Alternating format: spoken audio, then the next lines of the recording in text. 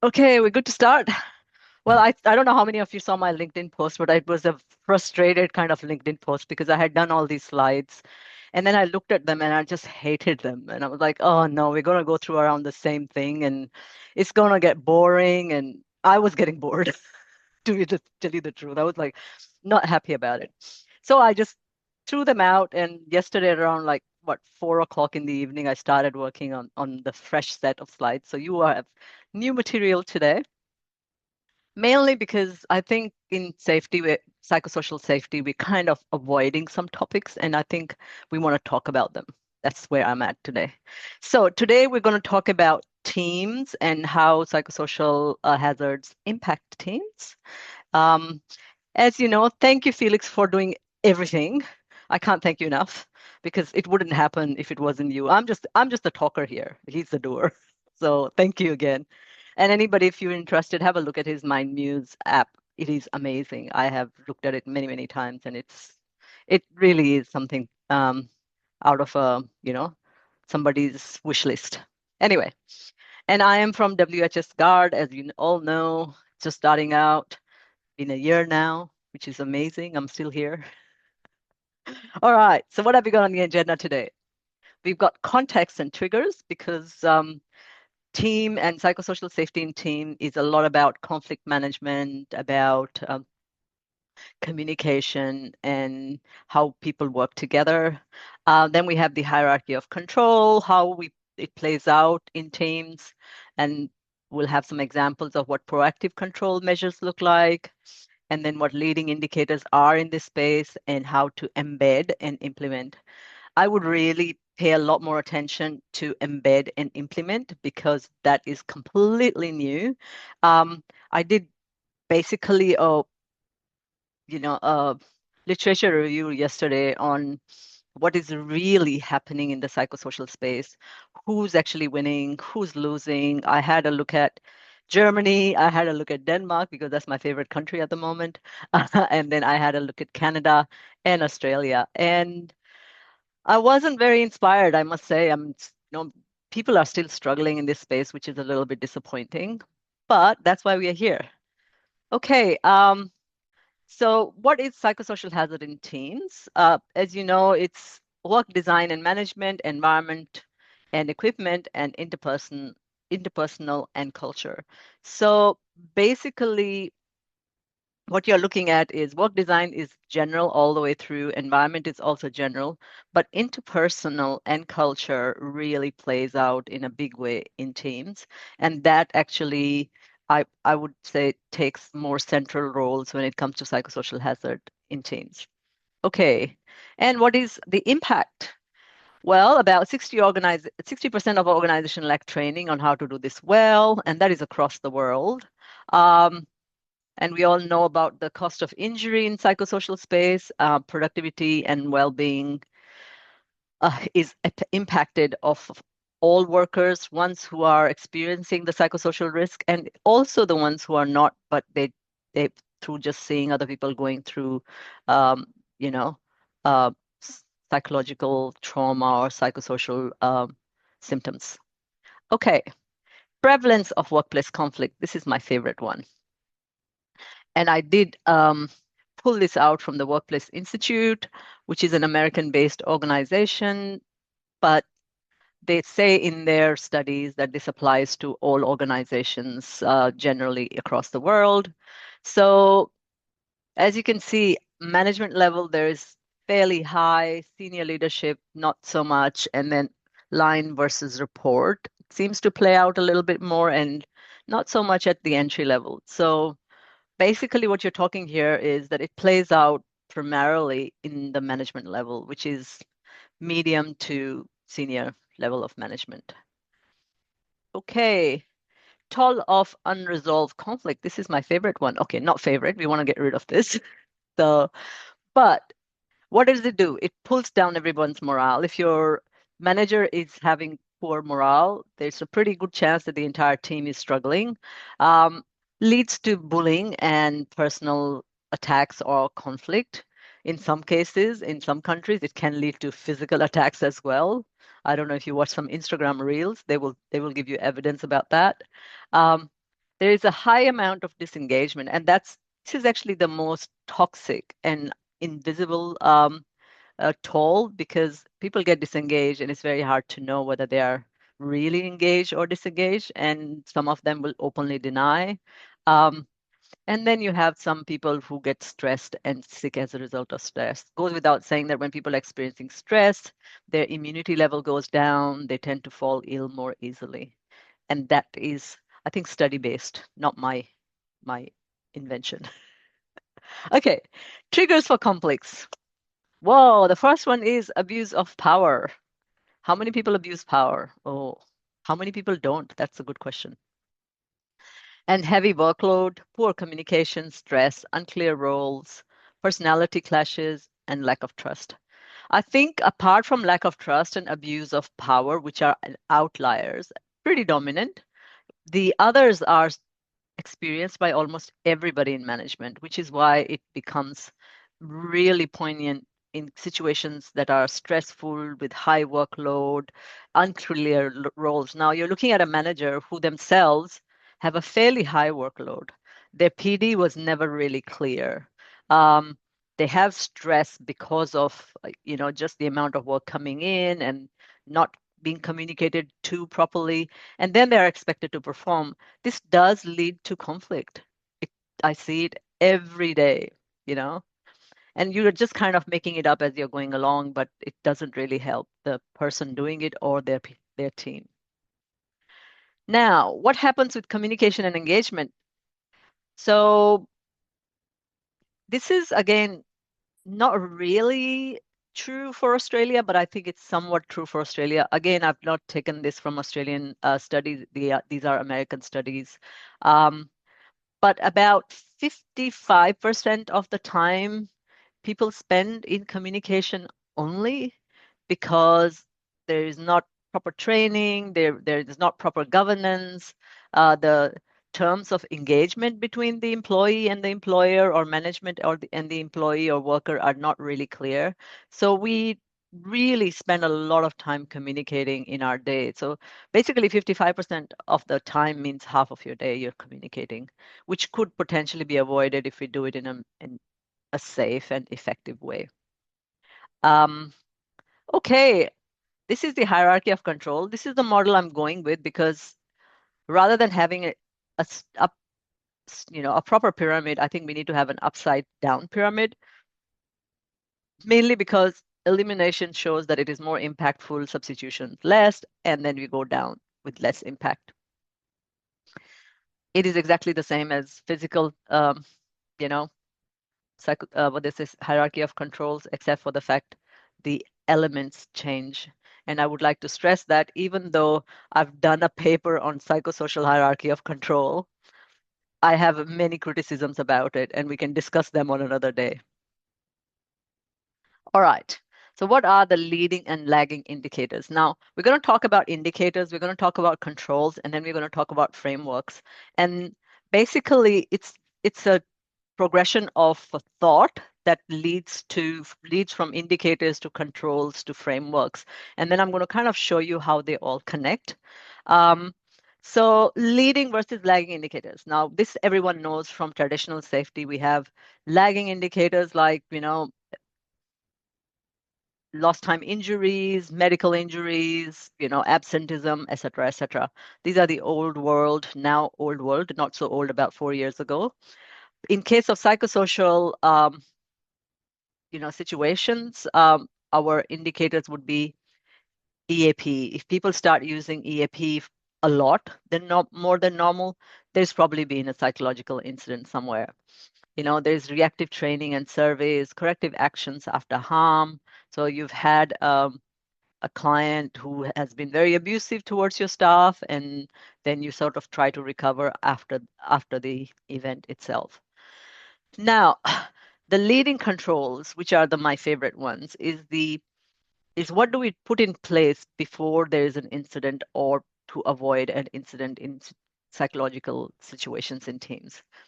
So balance workload planning and rosters, digital workload tracking and threshold, anonymous reporting and metrics tied to leadership, And the key word is tied to leadership. You can have a lot of reporting, but if it is not being communicated to leadership and they are not putting in appropriate policies in place, you're really not going to have much traction there.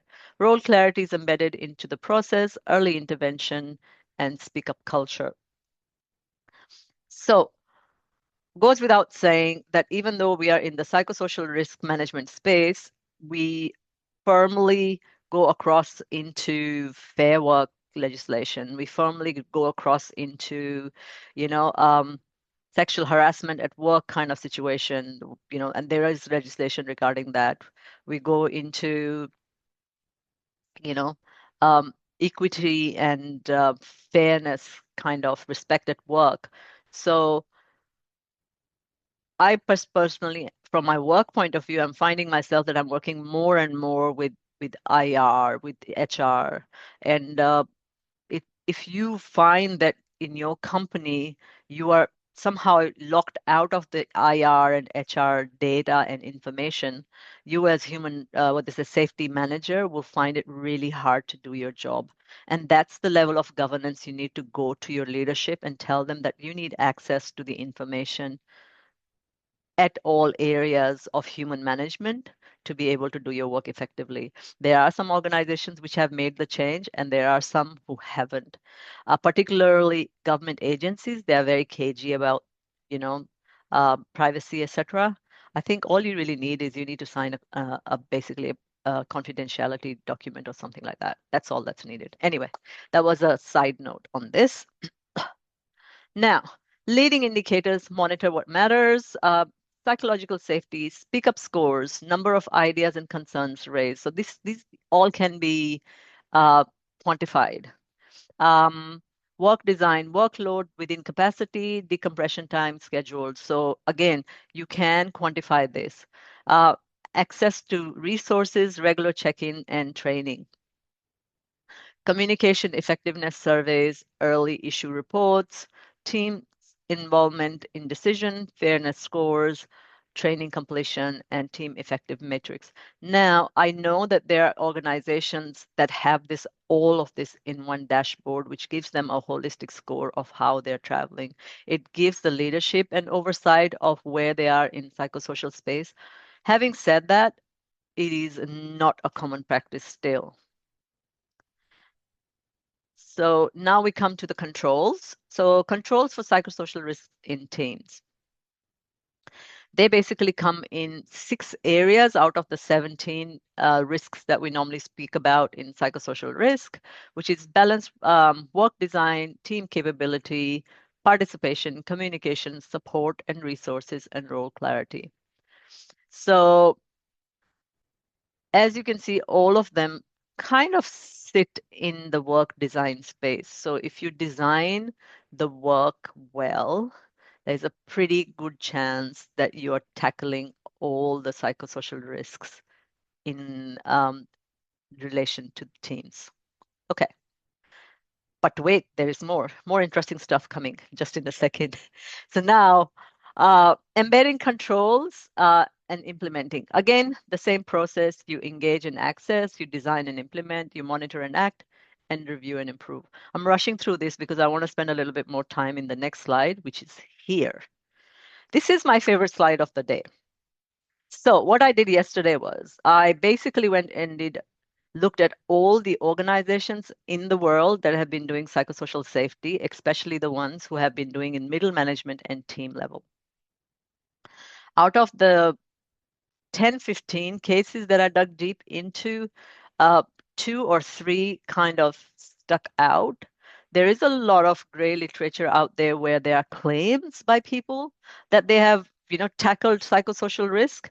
But then you start looking at industry reports and you start looking at, you know, the Australian Statistical Organization thingy numbers, and you find that that's not really the case. So you have to be very, very, how do you say, due diligent and discerning when you start looking at the claims of organizations saying, oh, we fixed it. So my focus was medium-sized organizations, about 50 to 200 people.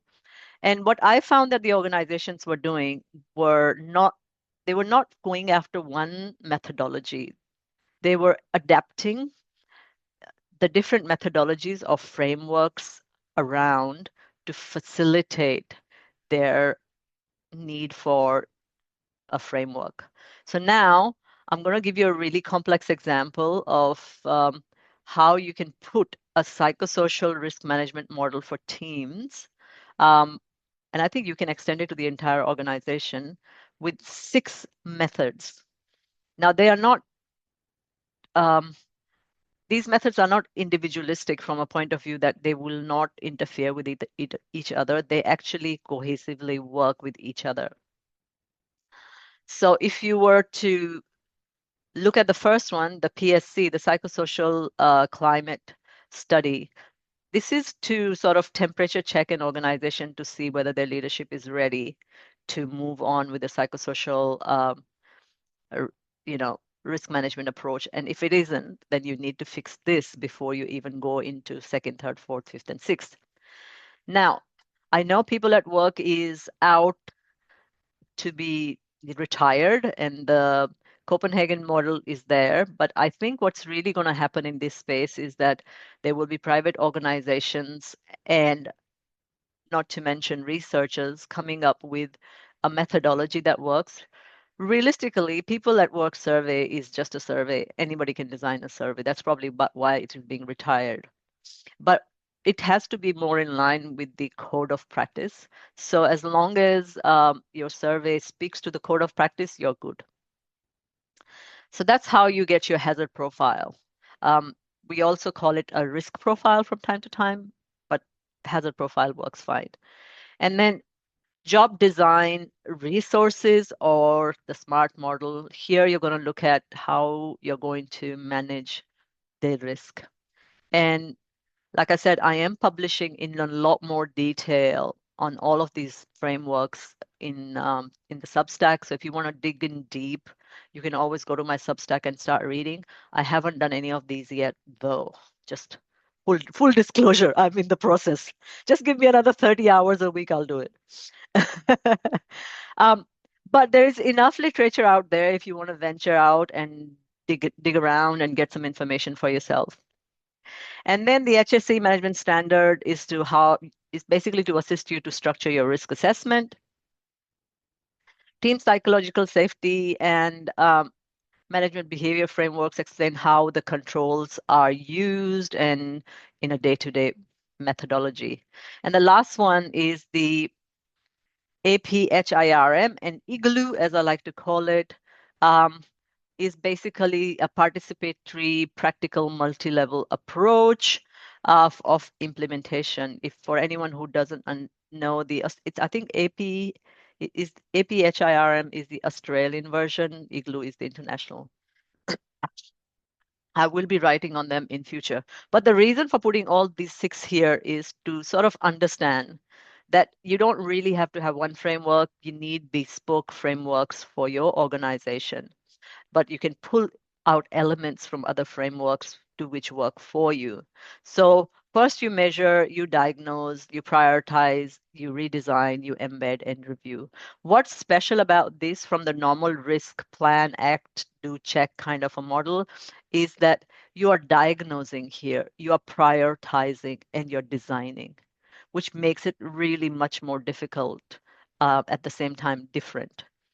So are we kind of okay? Anybody got any questions? Please ask. I'm going to go on to the case studies now. How are we for time? Oh, we're good for time. We have time for the case studies. Okay. The first one is the case study from manufacturing small, medium-sized organization. Actually, 200 employees faced chronic absenteeism. This is from Cologne. Cologne is in Germany, Felix? Germany, right? Or is it in France? Oh God, my geography is gone. Okay. Or is it from Germany? I'm not really sure. It's from one of the places. So they had really high sick leave rates and about 1.5 million year in their annual cost due to sick leave. So what they did was they developed a digital psychosocial risk model for themselves and focus on structural indicators, diffusion of responsibility, lack of feedback, and conflict of goals. Um, Goes without saying that sick leave data is going to come from your human resource people. So here you are, a health and safety professional in the psychosocial space, looking into an HR data and diagnosing it for indicators. But that's exactly what happened in this organization. And I put a link below if you want to have a read of the blog of the researcher who actually conducted this research. And then the results were that their psychosocial ratings went 10% up. There was 11% reduction in the sick leave, and they had 160K saving and continued wage costs.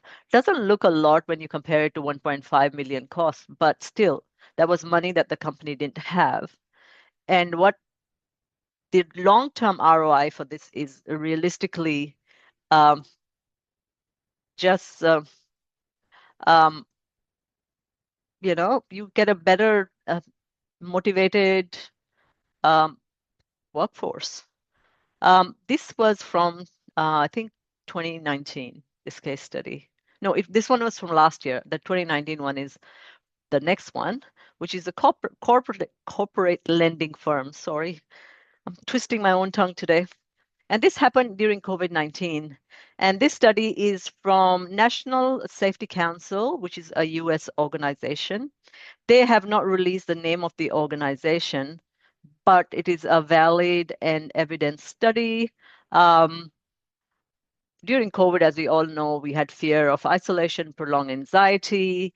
Employees were concerned about personal and family well-being. They had a fairly diverse workforce. A lot of them were women. A lot of them are people of color. They were approaching a merger, so complexities were through the roof. Goes without saying, everybody was at psychosocial risk. Um, so what they did in 2019, they adopted psychological safety intervention when it was not fashionable yet. And the president actually took lead in this, which is probably the most important thing from my point of view, that he actually went out on a staff meeting, stood in front of all his employees or online, and spoke about his own challenges and concerns and allowed himself to be vulnerable for 5 minutes. What that did was that sort of legitimized, also took the stigma away from actually talking about your stressors and your concerns.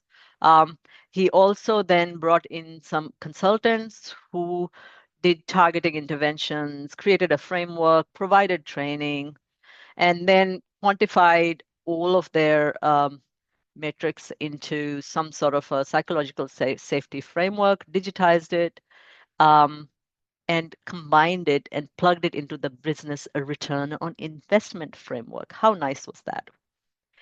But they were so successful that the National Safety Council went in and did a study on them, and now it's a well-quoted case study with regards to how to manage teams better. Now, I looked at about 6 Australian organizations also, which I haven't really put in here. And the reason I did not is they are not conclusive yet. We came a little bit late into the game. A lot of them are a work in progress, and responses about success are anecdotal at best, which is a little bit sad, but I wish that we had more academic studies that could evidence this in a little bit better way. Maybe, Felix, you and I can do this one day and go around organizations asking them how well they did.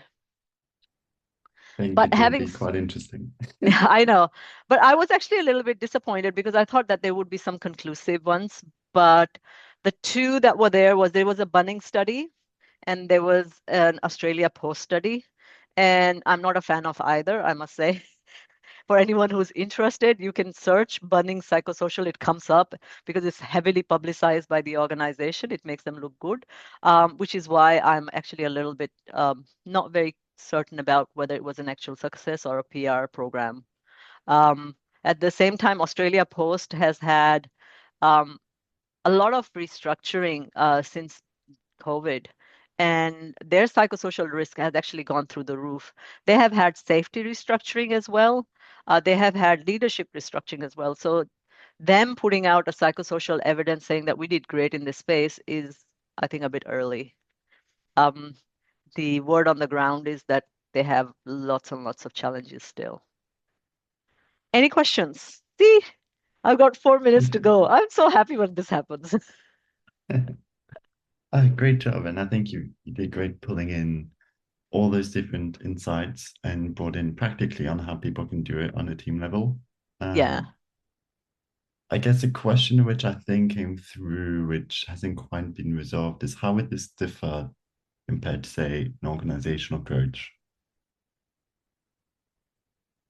So when thinking of it, addressing, okay, we're going to look at this team, these teams' interactions and the factors they're looking, and you had this nice visual of those different factors and the visuals of the controls you might think about. How Yeah. might that differ to, say, an organizational level, psychosocial approach? So in my mind, this is if a company was a democracy, right? And psychosocial risk was uh, an an idea, it would play out mostly in teams because that's where majority of the risk lives, right? Um, but the reason to separate it from individual to teams to organization is to give it a different lens so that we can have a bit of a perspective. I think going forward, team psychosocial risk management is going to be the dominant approach. And we are going to see some real serious frameworks coming in this space. The reason I say the organization approach differs because that is a very leadership based lens. It's a very organizational behavior or organizational psychology lens. And how organizations behave as opposed to how teams behave, as opposed to how individuals behave in a psychologically unsafe environment is very different. So, for example, think of an auditorium. Everybody's having sort of they have a 10-year celebration in the company, and everybody's there, and the CEO is speaking about how well they've done. Every person standing in the auditorium is feeling very proud and loud about, having made those achievements, no matter when they started in the company, no matter when they participated in the company processes. So that's what I'm sort of trying to sort of put a lens on that when you look at it from an organization point of view, even though we are the same person, we behave and interact in a different way. And then the same very people, the moment they head to their offices and their boss is there and their colleagues are there, they're in a completely different space and they will behave and talk about the same organization, which they were praising in the auditorium in a very different terms. So I suppose my thing or my interest is that when you sit alone with yourself, you feel safe. When you sit with your team, you feel safe psychosocially. And then when you sit with the entire organization, you still are feeling safe. So we're the same people. It's just, where we are at and how we are feeling. The hope is that by the end of this year, as we all travel through this journey, we will be able to say, you know what, we checked that and we checked that and we checked that.